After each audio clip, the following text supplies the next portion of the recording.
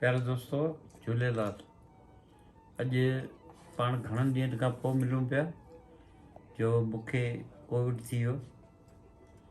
सो Covid खां पोइ वरी कुझु हथ तबियत जाम ख़राबु थी सो इन करे ऐं अंबारीवर इस्पताल टोरंटो में दाख़िल थियो आहियां। सो हिते दाख़िल थियण खां पोइ ख़बर पई त हिते असांखे सहूलियतूं गवर्नमेंट केतिरियूं ॾिए थी ऐं हिते जा डॉक्टर, हिते जा नर्सिस, हिते जो स्टाफ, हर माण्हू अव्हांजी ख़िदमत करण लाइ तयारु हूंदो आहे।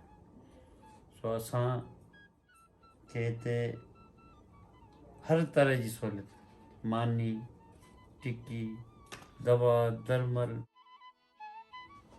कंहिं शइ जी तकलीफ़ कोन्हे ऐं कमरा सुठा जंहिंमें माना टीवी लॻल, इंटरनेट लॻल,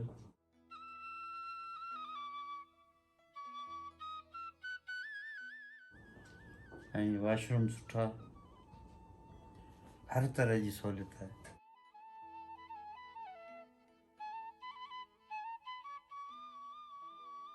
हिकिड़ी घंटी ते ये ॾिसो घंटी आहे, हिकिड़ी घंटी ते हिते जो स्टाफ हाज़ुर रहे थो। किताब पढ़ो,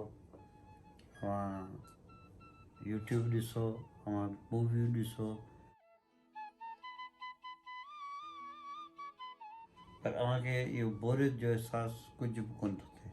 प्यारा दोस्तों दुआ करियो त जीअं जल्दी ठीकु थियां ऐं अव्हांजे विच में हुजां ऐं अलाह साईं मूंखे सघ ॾिए त अव्हांखे टोरंटो जूं मुख़्तलिफ़ जायूं ॾेखारियां ऐं तव्हां सां मुलाक़ात थींदी रहंदी।